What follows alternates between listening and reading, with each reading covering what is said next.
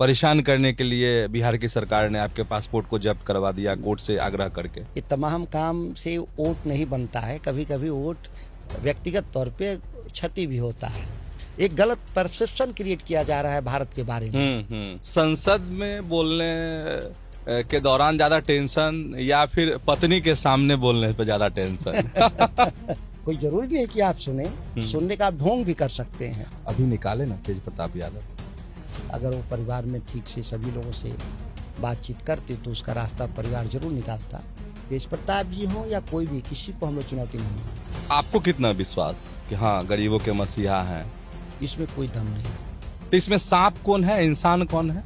अब कौन सांप है कौन जानवर ये तो वही बड़ी लोग बात कर रहा है। बताएंगे। आरजेडी में लोकतंत्र नहीं है। जो लालू प्रसाद जी के साथ जितने कद्दावर लीडर थे, हाँ। आप अपने किसी राजनीतिक दल के भीतर अगर कोई है तो मैं चुनौती दे रहा हूँ। आपके सांसद, आपकी पार्टी जो है देश को और राजकता के तरफ धकेलने की कोशिश कर रही है। ये झाल बजाने वाले लोग हैं, मोदी मोदी मोदी मोदी। तो कंफ्यूजन नहीं लगता है? कंफ्यूज्ड है तेजस्वी यादव यहाँ पे। आप 10 सालों में घुसपैठिया कह रहे हैं, लेकिन ये कौन घुसपैठिया है, क्यों नहीं आपने पकड़ा और क्यों नहीं डिपोर्ट किया है? तो क्या करेंगे? चुनाव बहिष्कार करेंगे? हमारा निर्माण केवल चुनाव लड़ने के लिए नहीं हुआ है। लेकिन इनका है ना कि 60 सीट चाहिए, तो उसको तो आप लोग गंभीरता से ले रहे होंगे। ये बाजा गाजा वाले लोग हैं, किराए पर लोग बजाते हैं किसी के लिए। नहीं तो उसमें चर्चा हुई थी कि नीतीश जी ने जबरदस्ती ले लिया इस्तीफा आपसे। उन्होंने इस्तीफा नहीं मांगा था। तेजस्वी यादव के इर्द गिर्द जो है यस मैन की टोली है। सभी दलों में है तो हमारे भी दल में होंगे। अब भी लगता है कि नीतीश कुमार प्रासंगिक हैं। तो नीतीश कुमार भी एक साबित राजा हैं। उनका स्वास्थ्य परीक्षण अगर हो तो आप उनको मुख्यमंत्री के तौर पे छोड़ दीजिए, मतदाता के रूप में भी इनरोल नहीं कर सकते।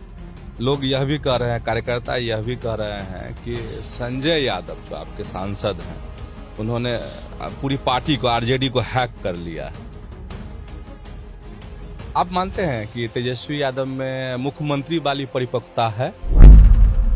नमस्कार दोस्तों, आप देख रहे हैं न्यूज हार्ट का पॉडकास्ट और मैं हूं चंदन झा। आज हमारे साथ हैं बक्सर के सांसद सुधाकर सिंह। और सुधाकर सिंह एक ऐसा चेहरा है जो कभी अपने बयानों के लिए तो कभी जो है अपने फैसलों के लिए चर्चा में रहते हैं। बहुत बहुत स्वागत है आपका इस पॉडकास्ट में। नमस्ते।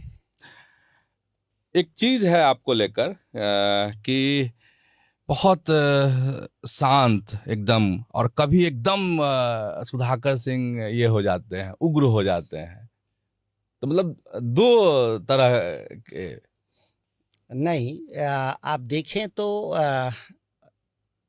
व्यक्ति के तौर पे मैं एक शांत प्रवृत्ति का व्यक्ति हूँ।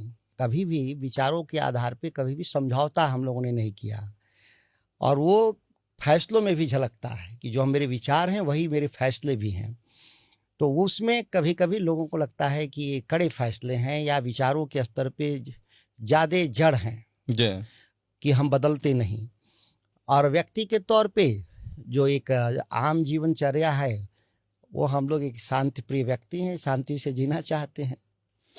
अच्छा, बहुत लोग जो बचपन से आपको देखते हैं तो कहते हैं कि एकदम सुधाकर सिंह एकदम सामान्य, लगता ही नहीं था कि हाँ इतने बड़े राजनेता के बेटे हैं। और अब लोग कहते हैं अच्छा आप तो सांसद हो गए हैं। तो कभी आप कभी सोचे थे कि हाँ हम राजनीति में आ जाएंगे, सांसद बन जाएंगे? सामाजिक जीवन में आने की इच्छा थी, और सामाजिक जीवन में आने के दो रास्ते। एक महात्मा गांधी, जयप्रकाश नारायण एक रोल मॉडल हैं जो चुनावी राजनीति में बिना गए सामाजिक और राजनीतिक जीवन में बड़े बदलाव को देखा उन्होंने। और दूसरा रास्ता है चुनावी राजनीति। चुनावी राजनीति को लेकर कभी बहुत आकर्षण नहीं रहा। कई पीढ़ियों से हम लोग चुनाव देख रहे हैं, लेकिन भारत बदले कैसे, बिहार बदले कैसे, समाज और अर्थव्यवस्था बदले कैसे, उसके प्रति जिज्ञासा हमारे जीवन में बहुत रहा। और उसके लिए कई स्तरों पे हम लोग काम भी किए और अभी भी करते हैं। तो कई सवाल लोग, मेरे साथी भी करते हैं कि आप, हमारी पार्टी राष्ट्रीय जनता दल एक बिहार की पार्टी है, और फिर चुनावी राजनीति है तो आप एक बक्सर के जनप्रतिनिधि हैं। लेकिन जो अपनी राय रखते हैं या बदलाव की बात करते हैं या संघर्ष की बात करते हैं वो तो राष्ट्रीय है। किसान आंदोलन का विषय है, शिक्षा में गुणात्मक बदलाव का विषय है, तो ये सब सभी विषय राष्ट्रीय हैं। और देखें तो सीधे सीधे ये वोट बैंक को प्रभावित नहीं करता। ये तमाम काम से वोट नहीं बनता है, कभी कभी वोट व्यक्तिगत तौर पे क्षति भी होता है। लेकिन हम लोगों को ये लगता है कि जो सच है उस पर काम करना होगा, और यही हम लोग के पूर्वजों ने, महात्मा गांधी, राम मनोहर लोहिया, जयप्रकाश नारायण, कर्पूरी ठाकुर ने सिखाया है, या एक हमारे सामने एक विस्तृत रूप से उन्होंने छोड़ कर गए हैं एक विरासत, वैचारिक जो विरासत है वो छोड़ कर गए हैं, उसको हम लोग को आगे बढ़ाना है। और काफ़ी लोगों ने कुर्बानियाँ भी दी है। तो उस मामले में फिर जब लोग मुझे आंकते हैं या तो लगता है कि फिर हम कोई नई दिशा में जा रहे हैं, वर्तमान राजनीति के लिए हम लोग फिट नहीं है, या वर्तमान जो चुनावी राजनीति है उसके लिए हम फिट नहीं है। अच्छा, लोगों को लगता है। हाँ। और हम लोग को आत्मसंतुष्टि यही मिलता है कि हम इसी काम के लिए बने ही थे और यही मुझे करना ही था। और उसी दौर में एक चुनाव भी हम लड़ते हैं, लोग चुनते हैं, तो एक दूसरा भी पहलू जो है, पक्ष है, वो हल हो जाता है। जी। अच्छा, बक्सर के सांसद है, बक्सर का कोई बढ़िया मतलब डिश जो आपको बहुत पसंद हो? देखिए, बक्सर का जो सबसे बढ़िया डिश है उसकी मिठाई है सोन पापड़ी, और वो बक्सर स्टेशन पर ही मिलता भी है, जो ओरिजिनल। बाकी जगह पे भी मिलता है, बनता है, लेकिन वो स्वाद नहीं है, तो वो वहीं बनता भी है। और यह देश भर में प्रसिद्ध है। हम लोग अपने रिश्तेदारों के यहाँ, जानने वालों के पास जाते हैं तो लेकर जाते हैं, क्योंकि वो मांगते ही हैं कि आए हैं तो लेके आए हैं, सोन पापड़ी लेके आए, सोन पापड़ी लेके आए हैं कि नहीं। तो मैं अभी भी जब भी जाता हूँ तो दिल्ली भी लेके जाता हूँ 5 किलो 10 किलो घर पे, क्योंकि बहुत दिन भर एक सामाजिक कार्यकर्ता के तौर पे बहुत सारे लोग आते हैं दिन में, तो वहाँ पे भी हम लोगों, तो एक उस इलाके का, दूसरा है सोनाचूर चावल।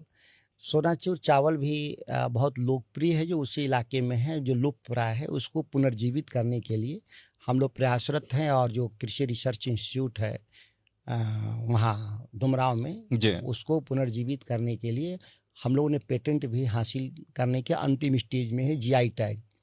और इसको पुनः व्यापक पैमाने पे निर्यात योग्य प्रोडक्शन करने के लिए हम लोग एक दिशा में बढ़ चुके हैं और काफ़ी आगे भी बढ़े हैं। जी जी।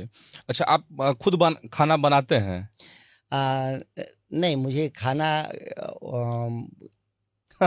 बहुत, मुझे खाने की जिज्ञासा ही नहीं होती। नहीं, बहुत कम खाते हैं, और घर वाले लोग भी परेशान रहते हैं कि इतना कम कैसे खा के आदमी जिंदा रह सकता है।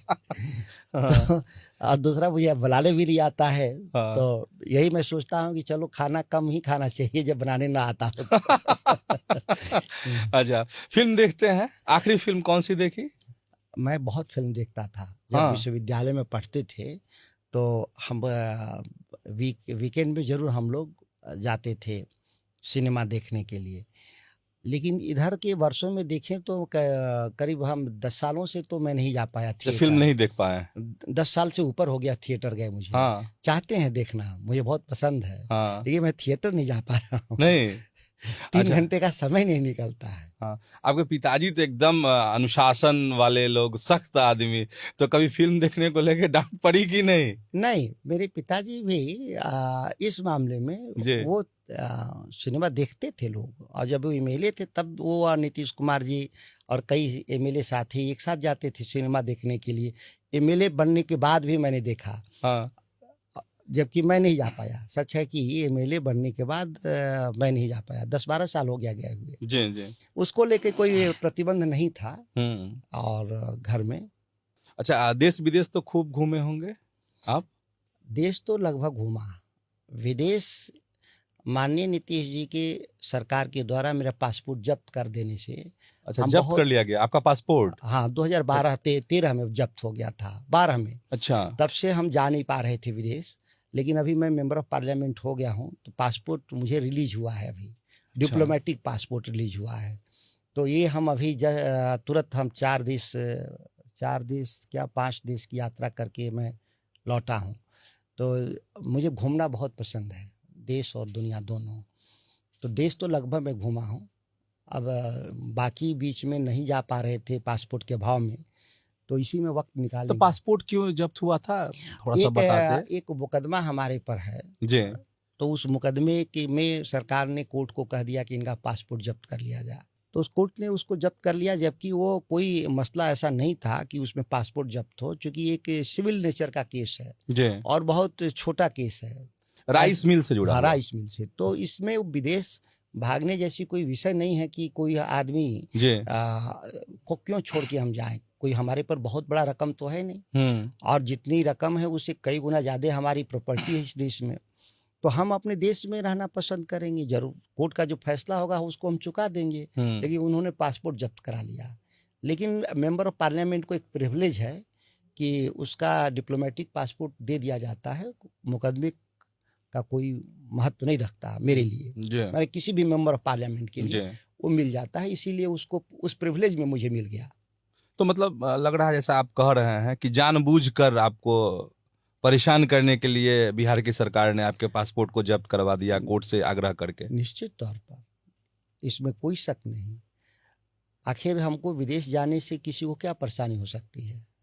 किसी हम कॉन्फ्रेंस में जाना हो, या कोई एकेडमिक टूर पे जाना हो, या दुनिया की यूनिवर्सिटियों में जो हमारे हम लोग के जो कार्यक्रम होते हैं, सेमिनार होते हैं, तो किसी को क्यों एलर्जी होना चाहिए। लेकिन था उनको इस बात से, उनकी सरकार को चिंता थी या उनको घेरा थी जी जी। तो इसलिए वो मेरे पासपोर्ट को रुकवा दिया था लोगों ने। अच्छा, चलिए आगे आएंगे उस पर। अभी जो आप 4-5 देशों की आपने यात्रा की है, थोड़ा सा उसके बारे में बताइए ना। देखिए, भारत के भीतर जो आर्थिक उदारीकरण के समर्थकों ने एक अफवाह फैलाया है जी कि ज़्यादा काम करना चाहिए हफ्ते में। मैंने एक बयान सुना था इन्फोसिस के चेयरमैन का और एक एल&टी के चेयरमैन का कि सप्ताह में 70 घंटे 90 घंटे काम करना चाहिए। श्रम कानून का मजाक बनाते हुए मैंने देखा। ये देश के बड़े कारोबारी हैं, लेकिन मैं जर्मनी में था और यूरोप में था, वहाँ बहुत सख्त श्रम कानून है। वहाँ आप 8 घंटा से ज़्यादा किसी से काम नहीं ले सकते, और जो 8 घंटे से अगर 1 मिनट भी ज़्यादा काम लेते हैं तो उसको बाकायदा उसका पे करना होता है और बहुत सारी सुविधाएं देनी होती है। भारत के भीतर आर्थिक प्रगति इसलिए नहीं हो रहा कि इसके श्रम कानून कड़े हैं, नहीं, हमारे श्रम कानून बहुत लचीला है। एक तरह से हम थर्ड वर्ल्ड हैं, जहाँ असीमित मात्रा में कामगारों का शोषण हो रहा है विदाउट सोशल सिक्योरिटी। उनको वहाँ सोशल सिक्योरिटी मिला है, पढ़ने की पढ़ाई और दवाई, ये 2 फ्री है उनके लिए, अपने वर्करों के लिए, या जो वर्कर नहीं है वो स्टेट के नज़र में सब उनके आदमी हैं। दूसरी बात है डिजिटलाइजेशन को लेकर के बहुत यहाँ भारत के भीतर कहा जाता है कि तेज गति से डिजिटलाइजेशन करना चाहिए, ये ट्रांसपेरेंसी बढ़ता है। ये सब फालतू बात है।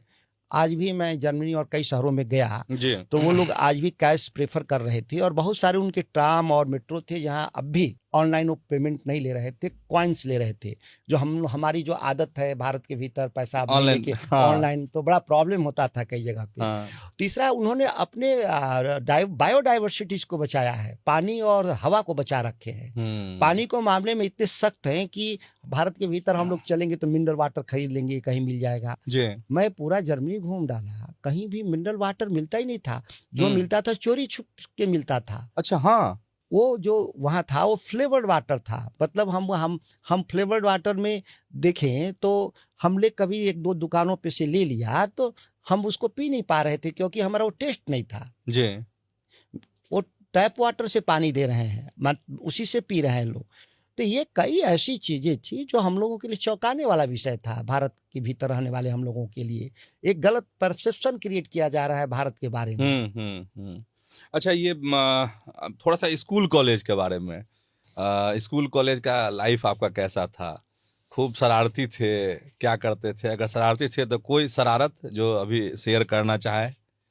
देखिए, स्कूल से लेके कॉलेज तक की पढ़ाई सरकारी विद्यालयों में हुई है मेरी। इसमें हम प्राइवेट इंस्टीट्यूशन में हम 1 दिन के लिए पढ़े नहीं। तो आम गांव के स्कूल होते हैं तो उस ज़माने में कमरे नहीं होते थे, 1 से 8 तक पढ़ते थे, 2 क्लासरूम, तो 1 से 6 तक पेड़ के नीचे पढ़ना होता था। कड़ा धूप हो गया तो भाग जाना, बारिश हो गया तो भाग जाना, कड़ी ठंड पड़ रही है तो भाग जाना। फिर वो टीचर खोजते रहते थे कि हम लोग कहाँ गए हैं, पकड़ लाते थे, बहुत पिटाई करते थे। तो इस तरीके से हम लोग की पढ़ाई 8वीं तक हुई। फिर 6 किलोमीटर दूर हाई स्कूल था, तो उस ज़माने में रोड नहीं था, तो हम लोग अपना पैदल जाते थे, कभी कभी साइकिल, तो साइकिल नाम का था, जाते पैदल ही थे, पैदल ही उसको खींचते हुए, चूंकि दोस्तों के पास साइकिल नहीं था, हाँ। तो सबके साथ जाते आते तो साइकिल हाथ में होता था, उस पर चढ़ते कम थे। तो इस तरह से पढ़ाई लिखाई हुई। फिर इलाहाबाद गए, तो एक तरह से ठीक से पढ़ाई हम लोग की 11वीं 12वीं में इलाहाबाद से शुरू हुआ। वो भी गवर्नमेंट इंटर कॉलेज था। फिर इसके और अच्छे हम खिलाड़ी भी थे राष्ट्रीय स्तर के, तो अच्छा, हमको प्रिविलेज था, कहीं भी एडमिशन के लिए कोई परेशानी नहीं होती थी। फिर दिल्ली यूनिवर्सिटी चले गए पढ़ने के लिए। तो कौन सा खेल खेलते थे? मैं एथलीट था, 100 एथलीट मीटर, थे। 200 metre, triple jump, long jump, athlete था। राष्ट्रीय खिलाड़ी थे, तो कम उम्र में हम लोग का उम्दा प्रदर्शन के चलते तो दिल्ली विश्वविद्यालय भी पढ़ाई किए हम लोगों ने। तो पढ़ाई के साथ खेले खूब, दोनों को बैलेंस बहुत आसानी से नहीं किया जा सकता। मुश्किल है। जी। खिलाड़ी आप तो देखेंगे कि अच्छा खिलाड़ी तो पढ़ नहीं पाता है, अच्छा पढ़ने वाला खेल नहीं पाता, लेकिन हम लोगों ने दोनों को बैलेंस किया। अच्छा, सोशल मीडिया आप खुद हैंडल करते हैं या टीम? सोशल मीडिया में कंटेंट मैं खुद लिखता हूँ। अच्छा, खुद लिखते हैं? हाँ, क्योंकि वीडियो और ग्राफिक्स वो हमको नहीं आता करने, जी। लेकिन बाकी चीज कंटेंट मेरा होता है और बाद बाकी टीम के जी में मैं लिखता हूँ और बोलता हूँ अपना, जी। वो उसमें दूसरे किसी का इंटरवेंशन नहीं होता। बाकी अब जिसे बोल रहे हैं, तो कोई वीडियो शूट किया तो कोई एडिट करके उसको कर दिया, अलग बात है, रील बना दिया, अलग बात है, या ग्राफिक्स कोई बना दिया, लेकिन लिखता मैं खुद हूँ। जी। और पढ़ने का बहुत शौक है? निश्चित तौर पर अभी भी 4 से 5 घंटा मैं पढ़ लेता हूँ, और मिनिमम, इससे कम नहीं पढ़ता। 4-5 घंटा समय मतलब निकाल लेते हैं। टैबलेट रहता है गाड़ी में, जब यात्रा कर रहे होते हैं तो ज़्यादातर में लोग आरोप भी लगाते हैं कि आप लोगों का प्रणाम स्वीकार नहीं किए, लोगों को आपने प्रणाम नहीं किया सड़क पे जाते हुए। तो हम गाड़ी में बैठते ही बेसिकली अपना टैबलेट में हम पढ़ना शुरू कर देते हैं, और फिर घर पे पहुंचते 12 बजे सोता हूं, तो इसके पहले अगर हम 11 बजे पहुंचे तो 11 से 12 पढ़े, कभी 9 बजे पहुंच गए तो 9 से 12 पढ़े, लेकिन मैं पढ़ता रहता हूँ। अच्छा, कभी ऐसा मन में नहीं हुआ कि राजनेता नहीं रहते, अगर टीचर रहते, क्योंकि जो आपकी बॉडी लैंग्वेज है वो लगता है कि अगर आप टीचर रहते तो ज्यादा प्रभावी होता वो आपके? आप मेरे मन की बात कर रहे हैं। सच में मैं प्रोफेसर बनना चाहता था। अच्छा। हाँ, ये राजनीति तनाव भरा काम है। हाँ। और रियल टाइम चैलेंजेस जो हैं उसको सॉल्व करना होता है। टाइम बाउंड है राजनीति, आप कोई प्रतिक्रिया क्रिया आप समय पर देना होता है। तो लेकिन आप जब एक पढ़ा रहे होते हैं तो फिर आप फ्रीडम है। प्रोफेसर जो यूनिवर्सिटी का पढ़ाए जो उसको एक बहुत सारा फ्रीडम है, वो चाहे तो 2 घंटा भी पढ़ा ले, आज नहीं इच्छा है तो कल पढ़ा ले, या अभी नहीं है शाम को मन है तो शाम को पढ़ा ले। छात्र हम तो अपने जो दिल्ली यूनिवर्सिटी में थे तो इसी तरह से प्रोफेसर हम लोग को पढ़ाते थे, कभी नहीं आए तो चिंता करने की बात नहीं थी। जब आएंगे तो 2-3 घंटा तक क्लास ले रहे हैं, उसके लिए कोई ऐसा नहीं था। या फिर कुछ ज़रूरत हो गया, मन है, तो प्रोफेसर साहब घर पे भी पढ़ा देते थे हम लोग को। अच्छा, तो ये मैं बनना वही चाहता था, प्रोफेसर बनना चाह रहे थे। अच्छा, संसद में बोलने के दौरान ज्यादा टेंशन या फिर पत्नी के सामने बोलने पे ज्यादा टेंशन? नहीं बोलना आसान तरीका है। कहाँ? घर संसद? अच्छा, घर के भीतर घर के भीतर आसान तरीका है कि नहीं बोलना, सुन लेना। अगर किसी के लिए मैं कह रहा हूँ जी, अगर जीवन सुखमय व्यतीत करना है तो घर के भीतर नहीं बोलना है, सुनते रहना है। हाँ। और कोई जरूरी नहीं कि आप सुनने का आप ढोंग भी कर सकते हैं। अच्छा, ढोंग भी कर सकते हैं। दूसरा काम करते रहिए, सुधाकर सामने वाले को ये महसूस हो कि नहीं आपकी बात सुन रहे हैं। हाँ, ये एक कला है, ये कला है, सीखना पड़ेगा। अच्छा, सुधाकर सिंह में ये कला है, ढोंग करते हैं? निश्चित तौर पे घर में मैं सुन रहा होता हूँ, बोलता नहीं। हाँ, कम बोलते हैं घर नहीं के बराबर। अच्छा, मैडम का ही चलता है? नहीं, कोई भी, ऐसे भी बच्चे हों, पिताजी हों, पिताजी के साथ तो थोड़ा डिस्कस करते भी जी। हैं, वो भी राजनीतिक सवालों पे, पारिवारिक सवालों पे नहीं, जी। सुनता हूँ बस। अच्छा, थोड़ा सा फैमिली के बारे में, क्योंकि इस पॉडकास्ट से अगर कोई नए लोग होंगे वो जाने आपके बारे में। हर परिवार का अपनी कहानी है, ऐसा नहीं है कि सबकी एक ही तरह की कहानी है। मैंने कहा कि केवल परिवार के भीतर रिश्तों को बचाने के सबसे आसान तरीके हैं मौन साधना। जी। विपरीत परिस्थितियों में भी आप चुप रहेंगे तो सारे रास्ते ठीक होंगे, लेकिन राजनीति में ठीक विपरीत है, आपको बोलना पड़ता है। तो ये जो हम लोग ऊर्जा बचाते हैं घर के भीतर, उसका इस्तेमाल हम अपने संसदीय कार्य में करते हैं, वो पार्लियामेंट से लेकर नुक्कड़ सभाओं तक के लिए। जी। तो परिवार में कौन कौन है? पिताजी हैं, माताजी हैं, मेरे भाई हैं, बहनें हैं, पत्नी है, बच्चे हैं, संयुक्त परिवार है, तो बड़ा परिवार है। सब हम लोग एक छत के नीचे रहते हैं, एक तरह से काम खाते हैं, खेती गृहस्थी सब संयुक्त है। तो एक अच्छा खासा हम लोगों का पारिवारिक समूह है एक तरह से, और काम अलग अलग करते हैं, जो जहाँ पर है वो अपने काम में लगा हुआ है। अच्छा, नई पीढ़ी उनका भी रुझान मतलब राजनीति की तरफ? नई पीढ़ी अभी बच्चे हैं सब लोग, अभी कोई इसमें से ग्रेजुएट नहीं हुआ है, लेकिन फिर भी लक्षण लगता है ना कि नहीं ये है, इसको यह कहना थोड़ा मुश्किल है। अभी मुश्किल है। हाँ, अभी कहना मुश्किल है। जी जी। अच्छा, आपके राजनीतिक कैरियर पर लालू प्रसाद का कितना प्रभाव रहा? क्या आपने कभी उनकी नीतियों या कार्यशैली पर असहमति जताई है? बहुत लोग कहते हुए हैं कि आप पर लालू जी का गहरा प्रभाव है। अच्छा, गहरा प्रभाव है। और ये मैं स्वीकार भी करता हूँ कि एक बहुत वैचारिक रूप से प्रतिबद्ध और समझदार नेता बहुत कम हुए राजनीति में। और सबसे बड़ा चीज़ जो मैं बता रहा हूँ, जो लोग उनके बारे में समझते हैं या नहीं समझते हैं, कि अपने लोगों को जो फ्रीडम देते हैं काम का, वो दूसरा लीडर कोई देश में नहीं दे सकता। कई बार असहमत होने के बावजूद भी, कई बयानों से, कई कार्यों से भी असंतुष्ट होते हुए भी लालू प्रसाद जी वो कोशिश करते हैं सहमति ढूंढने का, कार्रवाई नहीं करते। जी जी। वही एक ऐसा लीडर है कि अपने जीवन काल में नहीं के बराबर लोगों को पार्टी से निकाला। जो चला गया वो अलग बात, उनसे सहमत होके अपने कलम से वो किसी को नहीं निकाला। पूरे जीवन काल में 2 लोगों के बारे में जानकारी है। अच्छा, कौन कौन? एक बार बहुत भारी विवाद हुआ था तो रंजन जी को निकाले थे। अच्छा। और एक बार भारी विवाद हुआ था तो पप्पू जी को निकाले थे। अभी निकाले ना तेज प्रताप यादव को।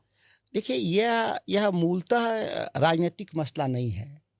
देखिए, जो तेज प्रताप जी का सवाल है वो केवल राजनीतिक मसला नहीं है, पारिवारिक मसला है। पारिवारिक मसला जो थोड़ा असंतुष्ट थे उनके व्यक्तिगत निर्णय से, जी जी, और उसके रास्ते निकल सकते थे अगर वो परिवार में ठीक से सभी लोगों से बातचीत करते, तो उसका रास्ता परिवार जरूर निकालता।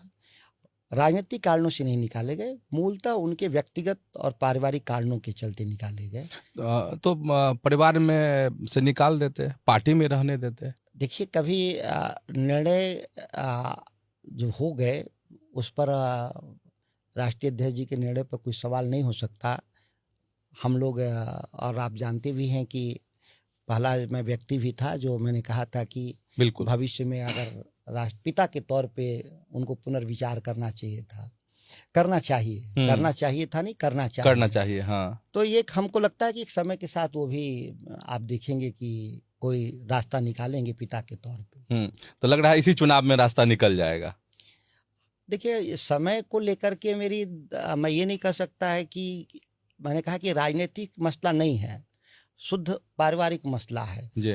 इसको चुनावी राजनीति से कोई जोड़ने की आवश्यकता मैं नहीं समझता, क्योंकि 2 व्यक्तियों के बीच जो शादी है वो वैध रिश्ते होते हैं।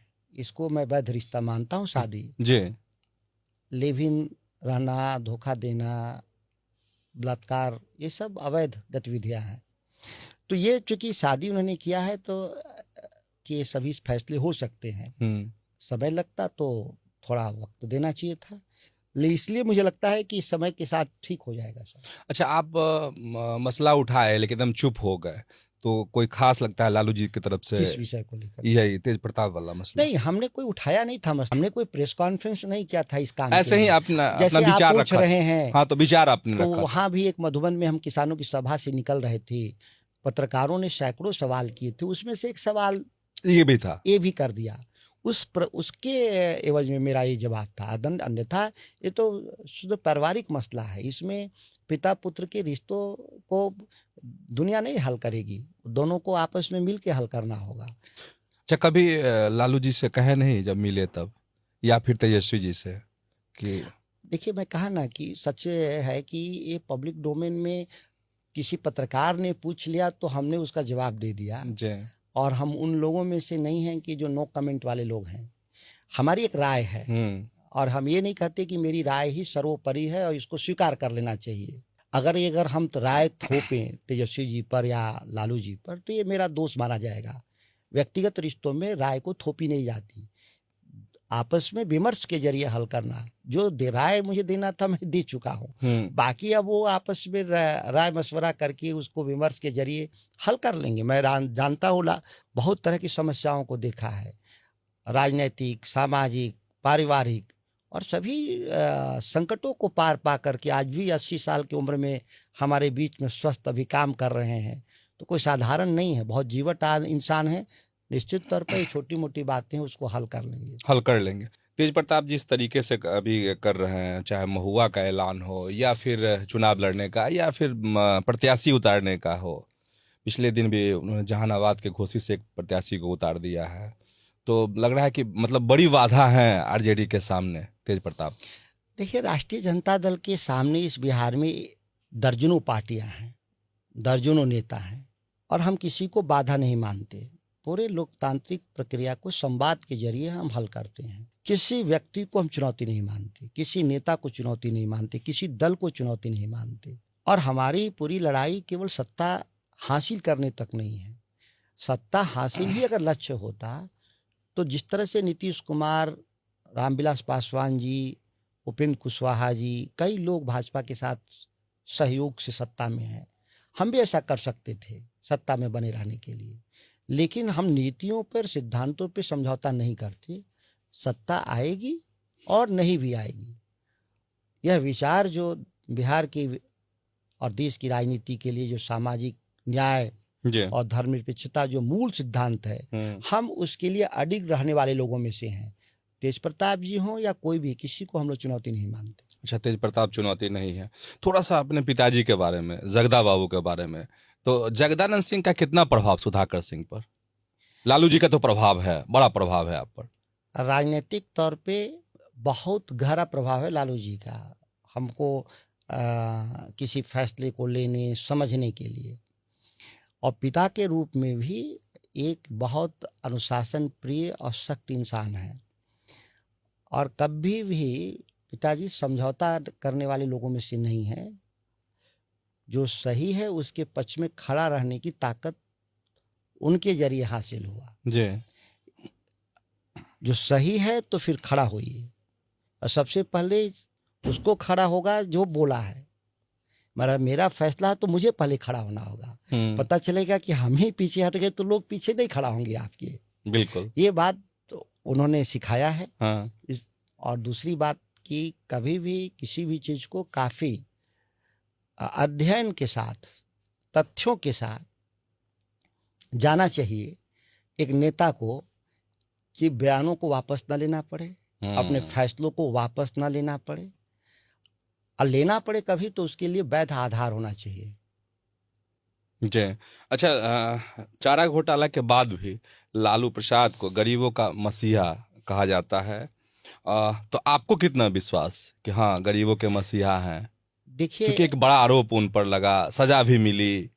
यह आरोप भारतीय राजनीति में, राजनीति करने वालों पर, मैं 100% लोगों पे तो नहीं कहता आरोप लगा जी, लेकिन बहुसंख्यक लोगों पे आरोप रहता है सत्ता में रहने पर कि उनके ज़माने में गड़बड़ियाँ हुई हैं, अव्यवस्था हुई हैं। यह विपक्ष आरोप लगाएगा ही, बहुत अच्छे से काम करेगा तो भी आरोप लगेंगे।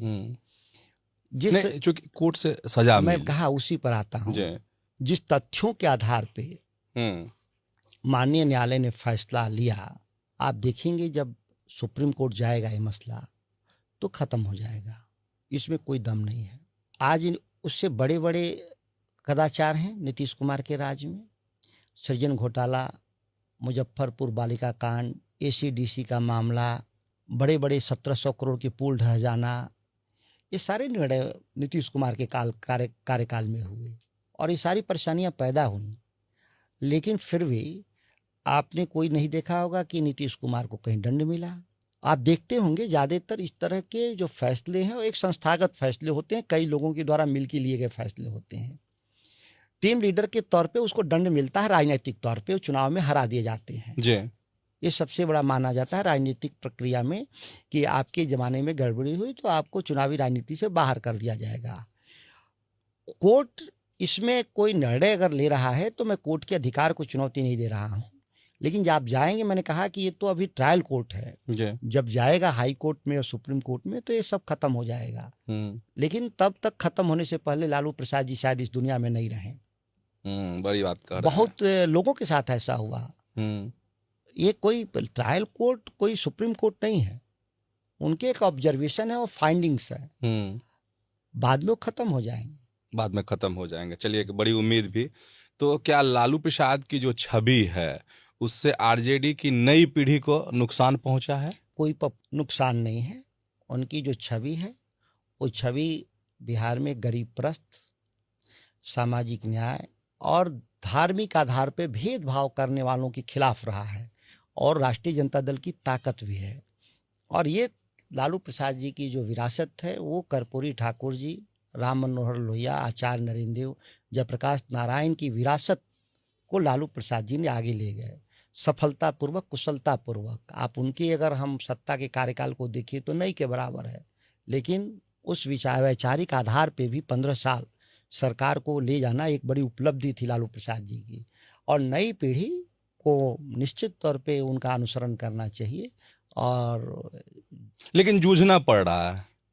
देखिए, हम नई पीढ़ी को देखें कहाँ जूझना पड़ रहा है, मैं तो नहीं मानता। नहीं, कई बार तेजस्वी यादव ने भी कहा है ना कि अगर मेरे माता पिता से अगर कुछ गलती होगी तो हम उसके लिए क्षमा मांगते हैं, सार्वजनिक रूप से कहा। तेजस्वी जी जिस संदर्भ में कह रहे होंगे वो हमको लगता है कि जो हमने वायदा किए थे मेरे माता पिता पूरा नहीं हुआ होगा तो उसको हम पूरा करेंगे। हाँ। और स्वाभाविक है कि सभी चीज़ें पूरा नहीं होती। हजारों साल की जो जड़ता है, पीड़ा है, आर्थिक सामाजिक जो असमानता है, वो कोई 15 साल के कार्यकाल में सुलझाए नहीं जा सकते।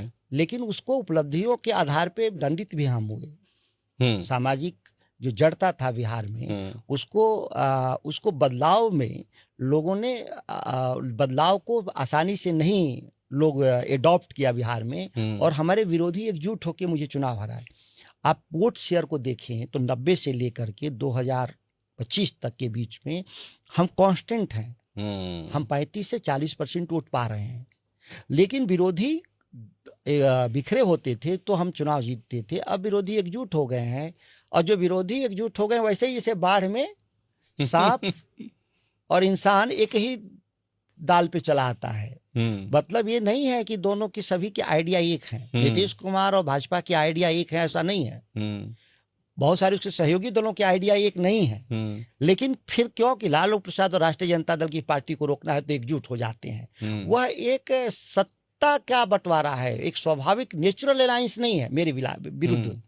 वो जो अलायंस है वो केवल राष्ट्रीय जनता दल और लालू प्रसाद जी की पार्टी को रोकने के लिए अलायंस बनाए हैं, सिर्फ सत्ता प्राप्त करने के लिए। तो इसमें सांप कौन है, इंसान कौन है? कई बार तो नीतीश कुमार ने कहा है, अच्छा, चंदन के वृक्ष में लिपटा हुआ सांप। हाँ, अब कौन सांप है कौन चंदन है ये तो बड़ी बात कर रहा है, लेकिन कह सकते हैं खुल के, क्योंकि मैं कहा ना कि वो लोग बता वही लोग बताएंगे कि मतलब सांप कौन है, चंदन कौन है। तो हम कह दें कि सांप भाजपा है और इंसान है नीतीश कुमार, वो लोग बताएं। अच्छा, वो लोग बताएंगे। हाँ, बताना चाहिए क्या कि कौन सा इस तथ्य को हमेशा वही लोग कहते हैं। अच्छा, हाँ, बड़ी विवाद कई बार कहा है। हाँ, 2015 के अभी हाल फिलहाल में भी। अच्छा, हाल फिलहाल में भी लोगों ने कहा है। हाँ, तो अब वो बताएं कि क्या मामला है उनका, कौन सांप है कौन चंदन है उसमें। अच्छा और अरे तेजस्वी यादव को जो चेहरा बनाया गया आरजेडी का, उसमें कई सीनियर लीडरों को दरकिनार किया गया और ऐसा लगा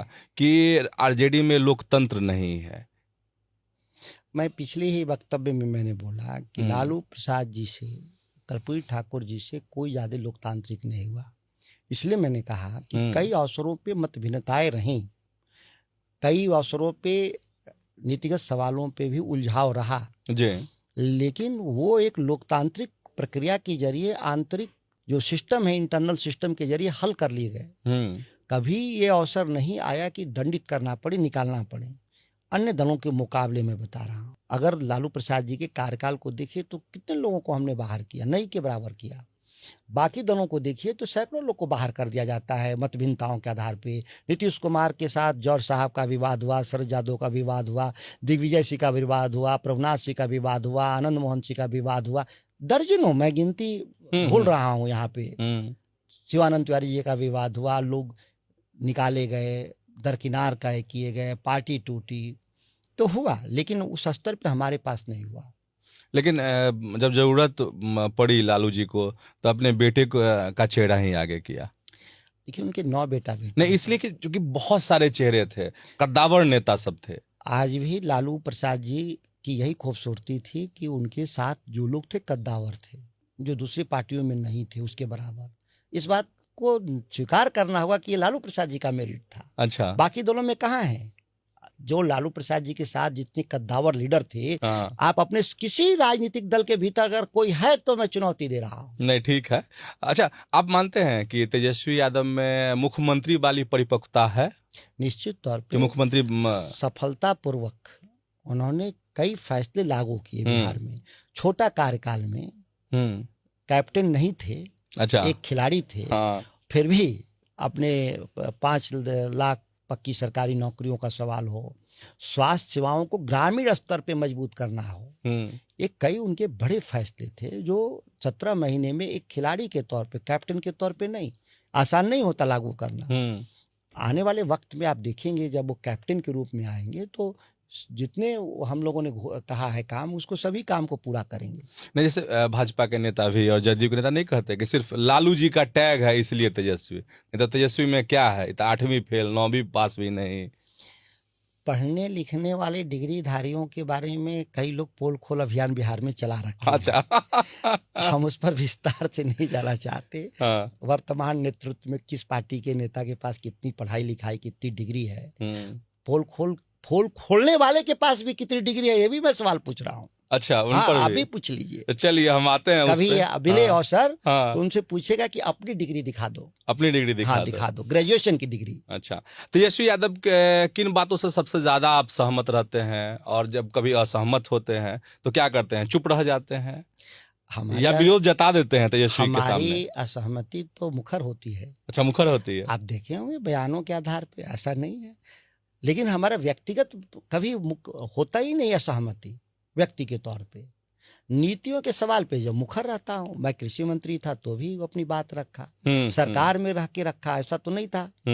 तो ये तेजस्वी जैसे असहमति का विषय नहीं था, ये सरकार में बैठे लोगों से असहमति था जी, और मुखर रूप से। और बाकी चीजें हैं, बहुत धैर्य से लोग सुनते हैं मेरी बात और उसका रास्ता ढूंढते हैं। ऐसा नहीं है कि, और जब लोगों को लगता है कि कोई रास्ता नहीं है तो फिर कहते हैं तो आप ही रास्ता ढूंढ के दिखाइए। अच्छा, आपको लोग कहते हैं तेजस्वी, सुधाकर जी आप रास्ता ढूंढिए, ढूंढ बताइए क्या करना है, कौन तरीका है। तो मैं वो रास्ता ढूंढा था। अच्छा, लालू प्रसाद जी ने कहा था कि सरकार कैसे चलेगी जब अपनी सरकार के खिलाफ हमला बोल दिए तो मैंने कहा था कि एक ही रास्ता है सर कि मैं इस्तीफा दूं। उन्होंने इस्तीफा नहीं मांगा था, आपने आगे बढ़ के दे दिया। मैंने कहा रास्ता यही है कि मैं इस सरकार से इस्तीफा दूं। नहीं तो उसमें चर्चा हुई थी कि नीतीश जी ने जबरदस्ती ले लिया इस्तीफा आपसे। नीतीश कुमार जी को तो अधिक विशेषाधिकार था बर्खास्त करने का, बहुत आसान तरीका था। मुझसे इस्तीफा लेने की क्या जरूरत थी नीतीश कुमार को, बर्खास्त कर देते। उनको तो एक चिट्ठी भेजना था राज्यपाल को कि बर्खास्त किए गए। बहुत लोग बर्खास्त, लेकिन आपकी शिकायत तो की होगी ना उन्होंने लालू जी से। सभी शिकायतों के बावजूद उन्होंने मुझे बर्खास्त नहीं किया। तो शुक्रगुजार हैं नीतीश जी के?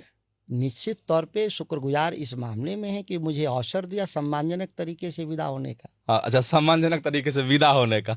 अच्छा, क्या तेजस्वी यादव के इर्द गिर्द जो है यस मैन की टोली है, जो कड़वी सच्चाई उन्हें नहीं बताती यह टोली? देखिए, कोई आज के ज़माने में जो राजनीतिक जो पूरी प्रणाली में जो बदलाव है, ये सभी दलों के भीतर ऐसा हुआ है। एक नए तरीके का टेक्नोलॉजी ड्रिवन लोग सभी के साथ, जो भाजपा में हो, कांग्रेस में हो, राष्ट्रीय जनता दल में हो, वो एक पैरेलल फोर्सेस के रूप में हर पार्टी में हैं। जी। एक जनसंघर्ष और जनता के बीच से आए हुए लोग, और एक डिजिटल प्लेटफॉर्म पे काम करने वाले, कंटेंट जनरेट करने वाली एक टीम है जो जिसकी अभी जरूरत है, जो टेक्नोक्रेट है। हाँ, हाँ। सभी दलों में है, तो हमारे भी दल में होंगे। ऐसा नहीं है कि मुकाबला करना है तो उनके बिना हम मुकाबला कर पाएंगे। तो ये एक बैलेंस करने की पूरी एक प्रणाली अभी भारतीय राजनीति में विकसित नहीं हो पाया। जी। हमारी भी पार्टी हो या कोई भी भाजपा हो या कांग्रेस हो, किसी में उस प्रणाली को अभी बैलेंस करने का तरीका, मैकेनिज्म नहीं तैयार हो पाया। तो लोकतंत्र मैच्योर होगा तो अपनी इस प्रक्रिया को भी हल कर लेगा। जी, जी। अच्छा, थोड़ा सा नीतीश कुमार के बारे में। नीतीश कुमार ने बार बार गठबंधन बदला है, एनडीए में भी आए, उधर भी गए। तो क्या आप यह मानते हैं कि विचार धारा जो उनकी है वो विचारधारा विहीन नेता है? कैसे आप देखते हैं नीतीश कुमार को? बहुत जब मैं उस समय जब मंत्री था तो मैंने, लोगों ने, एक मीडिया के ही एएनआई के कोई साथी थे, मैं वॉकिंग कर रहा था 5 बजे मॉर्निंग में, पता नहीं कहाँ से आ रहे थे, पूछा था जो सवाल आपने कहा कि नीतीश कुमार भारतीय राजनीति में कैसे याद किए जाएंगे। मैंने कहा था कि भारतीय राजनीति में नीतीश कुमार शिखंडी के रूप में याद किए जाएंगे। याद है मुझे वो बयान। और ये एक असंसदीय भाषा नहीं है, बहुत विवाद हुआ था। मैंने कहा अगर असंसदीय है तो कोई दिखा दे। एक शापित राजा थे शिखंडी। अच्छा। उसी तरह से नीतीश कुमार भी एक शापित राजा हैं, मुख्यमंत्री हैं जो लालू प्रसाद जी के सत्ता से बेदखल के रूप में इस्तेमाल किए गए उन ताकतों के द्वारा जो लालू प्रसाद जी को हटा नहीं पा रहे थे, और वो पीछे से ढके छुपे सत्ता पर नियंत्रण हासिल करना चाहते थे। वो लोगों ने नीतीश कुमार को शिखंडी के रूप में इस्तेमाल किया। अच्छा, ये अब भी लगता है कि नीतीश कुमार प्रासंगिक हैं, क्योंकि अब चुनाव नजदीक है? नीतीश कुमार भाजपा के लिए प्रासंगिक हैं। अगर भाजपा बिहार के लिए नहीं, बिहार के लिए भी नहीं, हाँ, और किसी के लिए भी नहीं, हाँ, सत्ता के लिए भी नहीं, लेकिन भाजपा के लिए प्रासंगिक हैं अभी भी। अगर वो प्रासंगिक नहीं होते तो आज वो मानसिक संतुलन खो चुके हैं, स्मृति विहीन है। मैं आलोचना के तौर पे नहीं कह रहा हूँ, मैं तथ्यों के आधार पे सत्यापित तरीके से कह रहा हूँ।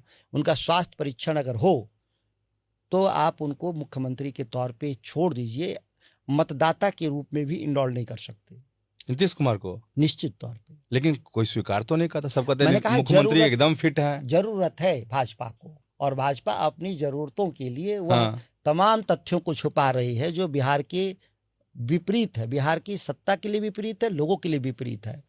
केवल भाजपा सत्ता में बने रहने के लिए ढाल के रूप में नीतीश कुमार को इस्तेमाल कर रही है। अच्छा, तो जदयू और बीजेपी की दोस्ती और दुश्मनी से लगता है आपको ऐसा कि बिहार का जो विकास है वो प्रभावित हुआ? बिहार का विकास कब हुआ ही नहीं, कभी नहीं। आंकड़े बता दीजिए, 20 सालों में कोई इतने फ्लाईओवर, इतनी अच्छी सड़कें, बिजली, सिंचाई की व्यवस्था, हाँ, ये दावे तो किए जाते हैं सरकार की तरफ से। आंकड़े भी तो देखने होंगे। हम राष्ट्रीय जीडीपी में लालू प्रसाद जी की कालखंड में जब अंतिम में थे तो हम 3.6% राष्ट्रीय जीडीपी में बिहार का योगदान था जी। और अभी कितना है? राष्ट्रीय जीडीपी में बिहार का योगदान 2.7% हो गया। तो हम आगे गए हैं कि पीछे गए हैं? प्रति व्यक्ति आय भारत की अगर 100 रुपए है तो बिहार की राष्ट्रीय प्रति व्यक्ति आय 33 रुपया था लालू प्रसाद जी के जमाने तक जी। और नीतीश जी के जमाने तक 32 रुपया है जो राष्ट्रीय औसत आय प्रति व्यक्ति है। उसके मुकाबले बिहार का 32% है। लालू प्रसाद जी के राज में 1.25 करोड़ लोग पलायन किए थे।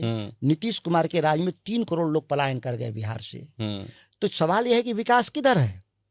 और ये जो इंफ्रास्ट्रक्चर की बात कर रहे हैं, ये मनमोहन सिंह ने शुरू किया था। आर्थिक उदारीकरण में देश स्तर पे इंफ्रास्ट्रक्चर में बदलाव हो रहा था। तो उस समय गुजरात का इंफ्रास्ट्रक्चर और बिहार का इंफ्रास्ट्रक्चर में अंतर था थोड़ा। आज बिहार के मुकाबले गुजरात और महाराष्ट्र का इंफ्रास्ट्रक्चर बहुत आगे चला गया। ऐसा नहीं है कि केवल बिहार का बदला, बिहार से कई गुना उन राज्यों का बढ़ा। वहां प्रति लाख 15 किलोमीटर सड़कें बन रही हैं, राष्ट्रीय हाईवे गुजरात में, महाराष्ट्र में, और बिहार में प्रति लाख 5 किलोमीटर सड़कें बन रही हैं। कहाँ हम आगे हैं? हर मामले में पीछे हैं। और ये राष्ट्रीय जो बजट है उसका हिस्सा में हमको जो मिलता है, वो उस समय एनडीए के शासनकाल था, उसके बजट छोटे थे वाजपेयी जी के ज़माने में, और आज बजट मनमोहन सिंह के ज़माने में बढ़ गया, तो उसका हिस्सा भी हमको मिला।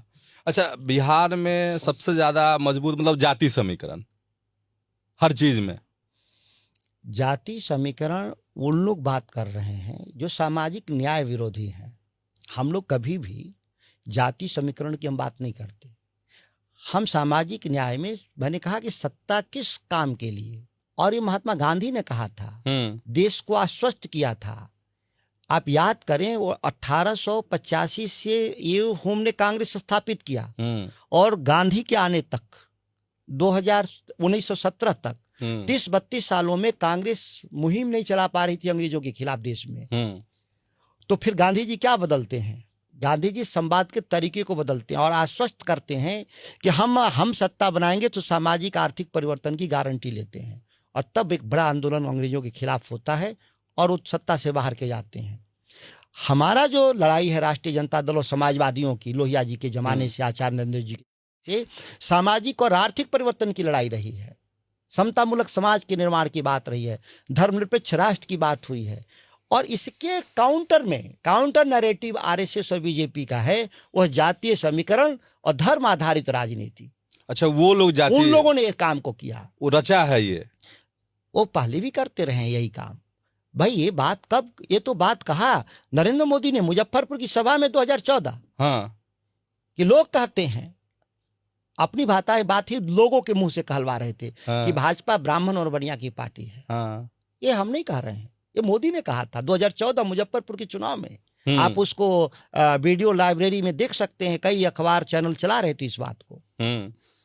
अच्छा, एक सवाल है कि लोग यह भी कह रहे हैं, कार्यकर्ता यह भी कह रहे हैं कि संजय यादव जो आपके सांसद हैं, उन्होंने पूरी पार्टी को, आरजेडी को हैक कर लिया है। इस आरोप को कैसे? देखिए, इस आरोप में कोई दम नहीं है। अगर देखें तो इस आरोप में कोई दम नहीं है।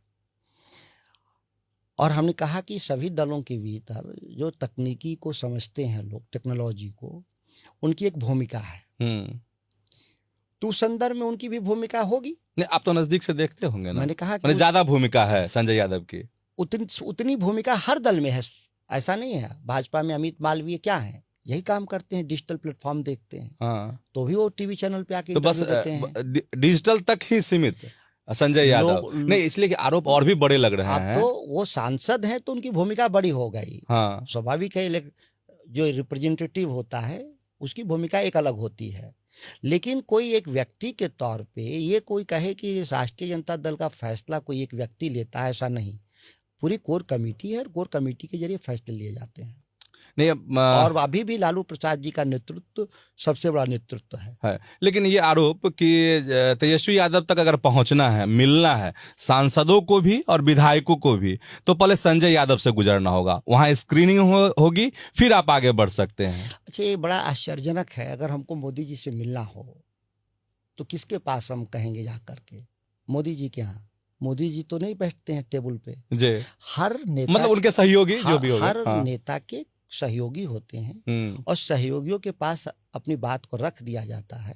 लेकिन सहयोगी निर्णय नहीं लेता, निर्णय नेता लेता है। किससे मिलना है, नहीं मिलना है, क्या बात करना है, क्या नहीं करना है, कौन कार्य को, ये सहयोगी नहीं तय करते, नेता तय करते हैं।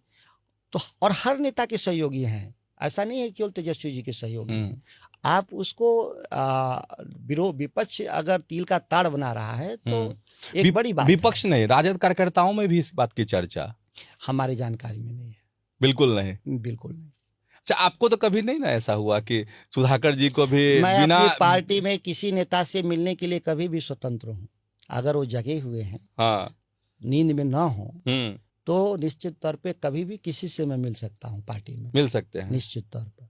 अच्छा, इधर मुकेश सहनी आप लोग के सहयोगी हैं, गठबंधन में हैं, इंडिया ब्लॉक में है, तरह तरह की बात मतलब सामने आ रही है, सब कह रहा है कि अब भागे तब भागे।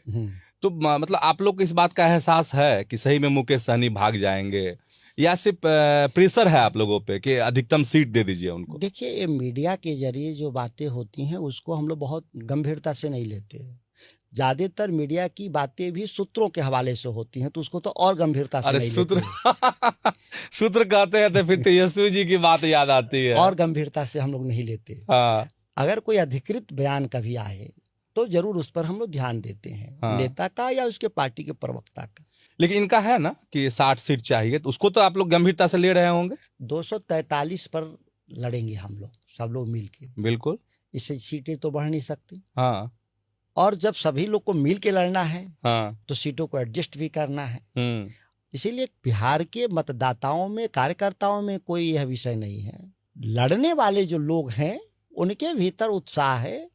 उस उत्साह के आधार पे अलग अलग दल अपनी संख्या को लेकर दावा करते हैं।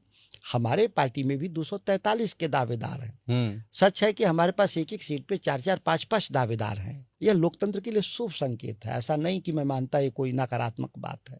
हमको सर्वोत्तम चुनना होता है, लेकिन विकल्प होगा तब तो सर्वोत्तम चुनेंगे। विकल्प नहीं होगा तो बहुत सारी पार्टियां कोई टिकट नहीं लेना चाहती, और ले टिकट लेके घूम रहे हैं, उनकी पार्टी का टिकट नहीं लेने वाला। तो ये तो अच्छी बात है कि अब सब लोग मजबूत हैं, ज्यादा टिकट चाहिए, सबको लड़ने लायक लोग हैं, योद्धा हैं। तो उनकी मन की मुराद पूरी हो जाएगी। कोई भी निराश नहीं होगा महागठबंधन से। चलिए, ये अच्छी बात है। अच्छा, एक प्रशांत किशोर, पहले आप लोग आरोप लगाते थे कि देखिए भाजपा की बी टीम। प्रशांत किशोर तो लगातार भाजपा के नेताओं को अपने निशाने पर ले रहे हैं। अब लोग कह रहे हैं ना ना ना ना, असलियत तो ये है कि आरजेडी के लिए काम कर रहे हैं प्रशांत किशोर। कैसे जस्टिफाई करेंगे? राष्ट्रीय जनता दल के लिए तो उन्होंने कभी काम नहीं किया। वो कहते भी हैं तो भाजपा के लिए मोदी जी को बनाए, नीतीश जी को बनाए, या उनके जैसे लोगों को किसको किसको बनाए वो जाने। कई लोग को बनाने का प्रयास कर रहे थे, नहीं भी बना पाए। हाँ, आंध्र प्रदेश में बना रहे थे YSR को, कहाँ बना पाए, बुरी तरह से हार गए। कभी खाट बिछाए, कभी खाट खड़ा कराए लोगों का तो वो जाने, क्योंकि उनके वो प्रोफेशन का हिस्सा है। और ये मैं मानता हूँ कि इनकी भूमिका कोई बड़ी भूमिका होती नहीं है। और कोई शादी ब्याह है तो जरूर भाई बाजा गाजा चाहिए। तो बाजा गाजा वाले लोग हैं, किराए पर लोग बजाते हैं किसी के लिए। अब तो पार्टी भी है उनकी, चुनाव भी लड़ेंगे कह रहे हैं। अच्छी बात है। तो क्या लग रहा है, प्रभावी होगी उनकी पार्टी? अच्छी बात है, वो कुछ करके दिखाएं तब तो बात हो उन पे। अभी तो कुछ करके दिखा नहीं पाए हैं। आप लोग को क्या लगता है कि कुछ कर पाएंगे बिहार में? अब मैंने लालू और नीतीश जैसे चेहरे के सामने। देखिए क्या है कि अभी जो उपचुनाव हुआ 4 सीट पर लड़े तो वोट कटवा के रूप में थे। एनडीए का वोट डेंट नहीं किया उन्होंने कहीं। महागठबंधन के चारों सीटों पे उन्होंने वोट डेंट कर दिया हमारा, हम लोग हार गए। वो मुख्यतः भाजपा के ही वो बी टीम है, और उनके इशारे पे सब काम हो रहा है। अच्छा, भाजपा की बी टीम है तो आप लोग क्यों नहीं हमला करते उन पे? किन पर? जो शब्दों के बयान इधर उधर चलते रहते हैं, तो प्रशांत किशोर को निशाने पे आप लोग क्यों नहीं लेते? क्यों नहीं आप लोग सवाल करते कि इतने पैसे कहाँ से आ रहे हैं? उनके ही गठबंधन के भाजपा वाले, जेडीयू वाले सब सवाल कर रहे हैं। इनके पास जेडीयू के नीरज जी ने बहुत सारा दस्तावेज दिया, इतना पैसा इनका कहाँ से आया, ये देने वाले लोग कौन हैं, वो सब। लेकिन भाजपा क्यों नहीं जांच की? दूसरा जगह तो आप 1 करोड़ 2 करोड़ पे ईडी जाती है, इनकम टैक्स जाता है। प्रशांत किशोर के पैसे पर जब नीरज कुमार जेडीयू के प्रवक्ता ने बयान दिया कागज सहित, तो नहीं जांच होना, इससे जाहिर है कि नोरा कुश्ती है उनका। नोरा कुश्ती है तो आप लोग जांच की मांग करते हैं? कोई जरूरत नहीं है। कोई जरूरत नहीं है। लोकतंत्र में जनता ही तय करेगी। अच्छा, जनता सब फैसला कर देगी? नहीं। अच्छा, बिहार में चिराग, जीतन राम मांझी, उपेंद्र कुशवाहा, इन लोगों की राजनीति को कैसे देखते हैं आप?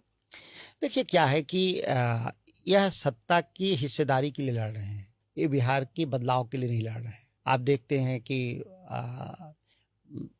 हम हनुमान हैं, स्वघोषित हनुमान हैं। मोदी जी उनको हनुमान माने न माने, लेकिन अपने को हनुमान वो राम नहीं मानते मोदी जी अपने को, ये हनुमान जरूर बन जाते हैं। तो ये सब इस तरह के कई लोग हनुमान हैं बिहार की राजनीति में, जो अपने राजाओं को सत्ता में बैठाने के लिए लगे रहते हैं, लेकिन जनता के मूल सवाल पे कोई इनका काम नहीं है। मांझी जी मंत्री हैं, कोई बिहार के लिए कोई काम किया हो एक भी जो याद किया जाए? ये रामविलास जी और उनके पुत्र और उनके भाई भारत सरकार में मंत्री हैं, क्या बिहार में योजनाओं को स्वीकृति दिया? उपेंद्र जी हों या जिनकी भी बात करें, बिहार के लिए क्या दिया? लालू प्रसाद थे तो रेलवे का चक्का कारखाना खोला छपरा में, बिजली का रेल इंजन बनाया मधेपुरा में, तो बड़े काम किए। डालमिया नगर को परचेज किया, यहाँ पे डेडिकेटेड फ्रेट कॉरिडोर शुरू किया उन्होंने, छपरा में डीजल इंजन फैक्ट्री लगाया उन्होंने, भाड़ा घटाया देश में, 5 साल रहे 1 रुपया रेलवे का भाड़ा नहीं बढ़ाए, गरीब रथ, गरीबों के लिए एसी ट्रेनें उन्होंने खोलने का काम किया। लेकिन बाकी ये जो मंत्री हैं भारत सरकार में, गिरिराज सिंह, RK सिंह थे बहुत सारे, कोई एक मेमोरेबल बिहार के लिए नहीं। ये अच्छा, ये झाल बजाने वाले लोग हैं, मोदी मोदी मोदी मोदी मोदी। अच्छा, कुशवाहा जी की राजनीति को कैसे देखते हैं? नहीं, सबकी उसी कैटेगरी में लोग हैं, केवल अपनी कुर्सी के लिए, बस बिहार के बदलाव के लिए नहीं। अच्छा। केवल अपनी कुर्सी सुरक्षित रहे, उसके लिए ये कभी इधर कभी उधर डोलते रहते हैं। अच्छा, फिर से चुनाव लड़ेंगे आपके भाई साहब? क्योंकि तरारी में नहीं, तो पार्टी तय करेगी कौन लड़ेगा नहीं लड़ेगा, ये अभी हम लोग नहीं कह सकते। 243 सीटों का कोई फैसला नहीं हुआ है। मतलब परिवार में तैयारी, मतलब चर्चा कि हमारे यहाँ राजनीति 24 घंटे होती है। हमारे यहाँ राजनीति कोई चुनावी राजनीति नहीं होती।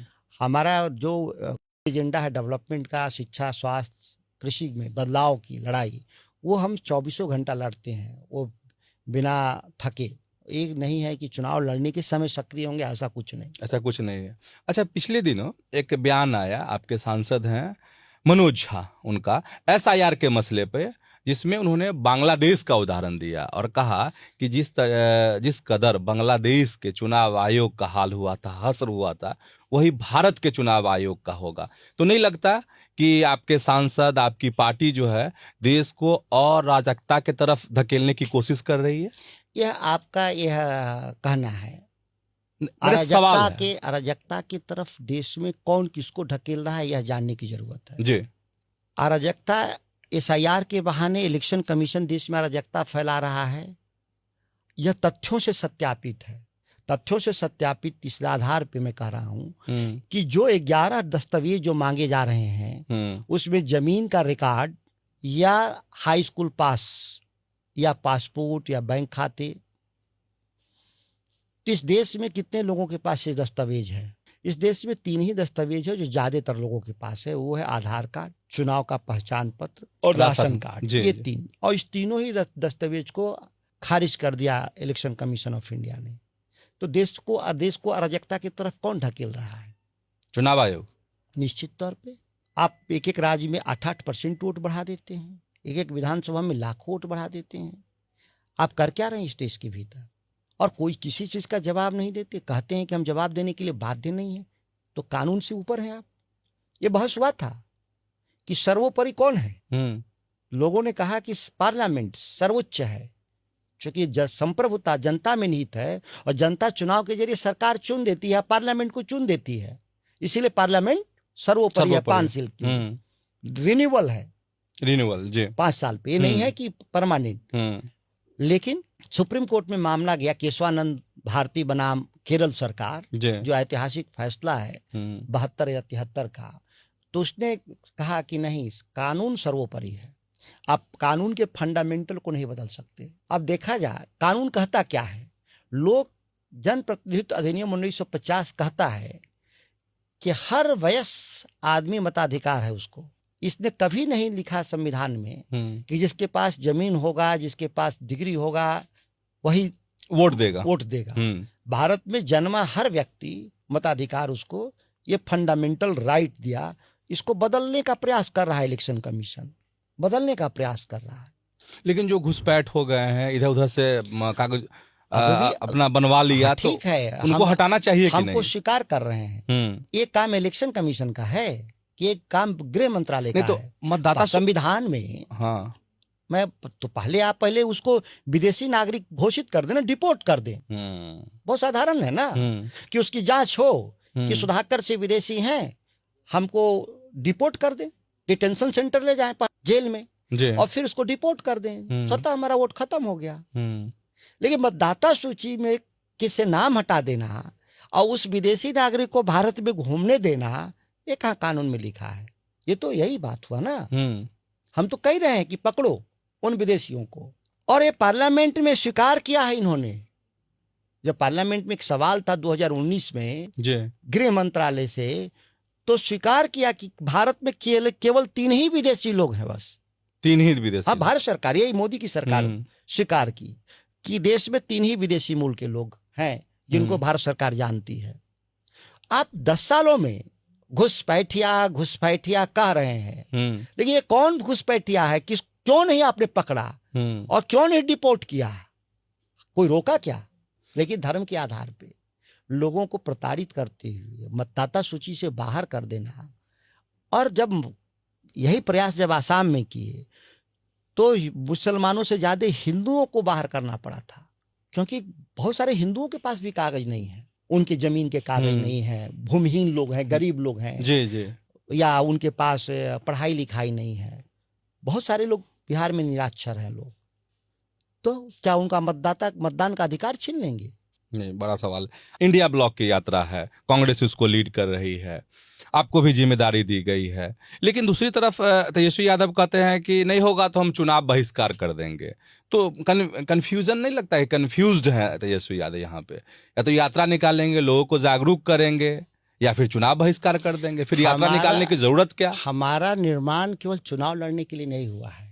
हम एक ग्रेटर आइडिया, शुरू में ही कहा था कि हम ग्रेटर आइडिया को प्रिजर्व करने के लिए हम गांधी जयप्रकाश के रास्ते हैं, जो चुनावी राजनीति में बिना गए भी देश में सत्ता परिवर्तन और बदलाव की लड़ाई लड़े, अंग्रेजों के मोक्कल लड़ाई लड़े खिलाफ, और जेपी ने भी लड़ा। तो सवाल यह है कि हम क्यों अपना चुनाव नहीं लड़ना, एक अलग बात था, केवल चुनाव लड़ने के लिए राजनीति हम नहीं करते। हम भारत के संविधान और मानवाधिकारों की सुरक्षा की लड़ाई लड़ते हैं, उस प्रक्रिया में हम चुनावी हस्तक्षेप भी करते हैं। अगर हम चुनावी हस्तक्षेप ना भी करें तो हमारे पूर्वजों ने रास्ते दिखाए हैं, सत्याग्रह, और सत्याग्रह है मेरा कि अगर जरूरत पड़ा तो हम चुनाव नहीं भी लड़ेंगे। लेकिन क्या लोगों के लिए, सत्य के लिए लड़ना बंद कर देंगे? नहीं, सत्य के लिए लड़ेंगे। तो क्या करेंगे? चुनाव बहिष्कार करेंगे? ये अंतिम फैसला है, डेथ वारंट बोलते हैं इसको हम, वो सभी लास्ट में ये अंतिम फैसला होगा हमारा। बहुत सारे निर्णय के आधार पे, बहुत सारे कंसल्टेशन के आधार पे, बहुत सारे बातचीत के आधार पे होगा। ये अंतिम निर्णय नहीं लिया गया है, एक संभावित निर्णय में से एक ये भी हो सकता है। ये भी हो सकता है। अच्छा, थोड़ा सा बक्सर के बारे में, अब आखिरी चरण में है हम लोग।